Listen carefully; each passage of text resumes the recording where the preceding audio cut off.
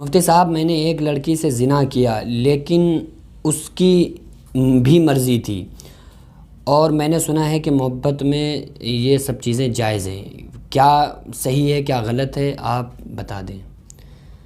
دیکھیے، یہ کچھ لوگ ایسے ہیں جو زنا کرتے ہیں اور اس میں لڑکی کی بھی رضامندی ہوتی ہے، لڑکا اور لڑکی کی رضامندی سے وہ زنا ہوتا ہے، اور وہ لوگ یہ سمجھ رہے ہوتے ہیں کہ اگر لڑکا اور لڑکی راضی ہے تو زنا جائز ہے، کیونکہ زبردستی نہیں کرنا چاہیے، کسی لڑکی کے ساتھ زبردستی کی جائے تو وہ گناہ ہے۔ دیکھیے، اسلام نے جو نکاح کو رکھا ہے، نکاح اس وجہ سے رکھا ہے کہ آپ زنا سے بچ جائیں۔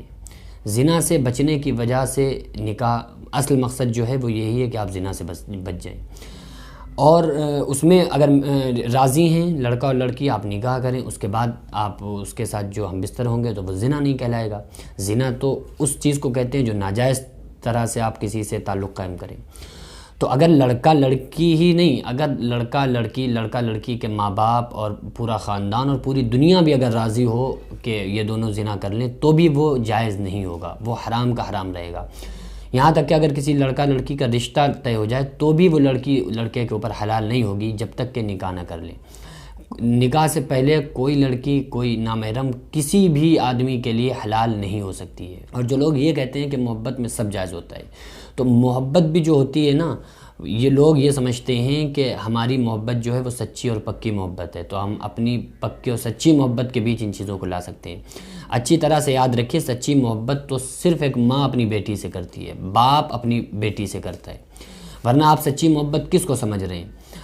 آپ کو جس لڑکی سے محبت ہوئی یا جس لڑکی کو کسی لڑکے سے محبت ہوئی تو وہ کیسے محبت ہوئی؟ ظاہر ہے نا کہ اس کو دیکھ کے، اس کو دیکھا، اس کے چال چلن کو سمجھا، اس کے بعد پھر اس سے محبت ہوئی۔ تو یہ آپ نے جو اس کو دیکھا تو یہ دیکھنا بھی زنا میں شمار ہوگا۔ حدیث پاک میں آتا ہے زنا العینین، نظر دونوں آنکھوں کا زنا ہے کسی نامحرم کی طرف دیکھنا۔ تو یہ جو آپ کو دیکھ کے ہی محبت ہوئی ہے نا، یا ایسے ہی محبت ہو گئی بلا دیکھے، تو ظاہر سی بات ہے کسی کو دیکھا، پسند کیا، اس کے قریب آئے، اس سے ملے تو اس سے محبت ہو گئی۔ تو یہ آپ کا دیکھنا، ملنا، بات کرنا، یہ سب زنا میں شمار ہوگا۔ دوسری بات یہ ہے کہ اگر کوئی انسان کسی لڑکی کی رضامندی سے بھی یہ کام کر رہا ہے تو پھر وہ زنا میں ہی شمار ہوگا، وہ گناہگار ہوگا۔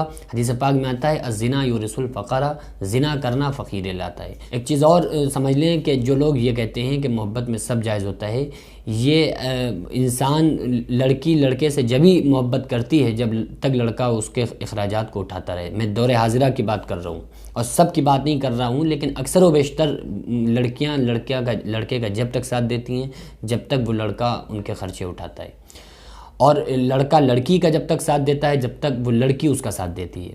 لیکن آپ یہ دیکھیں کہ میاں بیوی میں تو اکثر و بیشتر انبن رہتی ہے۔ میاں بیوی اب جب اللہ نے جس چیز کو حلال کر دیا، آپ کی بیوی ہے، آپ کے لیے حلال ہے، تو ان کی طرف کسی کی شوہر جلدی بیوی کی طرف توجہ نہیں دیتا، ان کی طرف دھیان نہیں جاتا، ان سے محبت کا اظہار نہیں کرتے، لیکن وہ دوسروں کی طرف مائل ہوتے ہیں۔ تو یہ صرف اور صرف شیطان کے ہتھ کنڈے ہیں۔ جس بندے سے اللہ تبارک و تعالیٰ ناراض ہوتا ہے تو اس کے لیے گناہ کے جتنے بھی راستے ہیں وہ سب آسان ہو جاتے ہیں، تو وہ اسے گناہ کرنے میں نہ کوئی دقت اٹھانی پڑتی ہے نہ کوئی پریشانی۔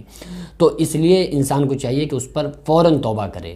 اور بہت سارے لوگ ایسے ہیں کہ جن سے زنا ہو گیا، اب وہ توبہ کیسے کریں؟ تو اگر کسی انسان سے زنا ہو گیا تو اس پر صدق دل سے، سچے دل کے ساتھ اللہ تبارک و تعالیٰ سے توبہ کرے۔ اللہ تبارک و تعالیٰ معاف کرنے والا ہے، اللہ تعالیٰ غفور الرحیم ہے۔ دعا کریں کہ اللہ تبارک و تعالیٰ ہمیں اور آپ کو ان تمام بڑے بڑے گناہ صغیرہ اور گناہ کبیرہ، تمام گناہوں سے ہم سب کی حفاظت فرمائے، ہم سب کو بچائے، اور ہم سب کو پیارے آقا صلی اللہ علیہ وسلم کی شریعت مطہرہ پر عمل کرنے کی توفیق عطا فرمائے۔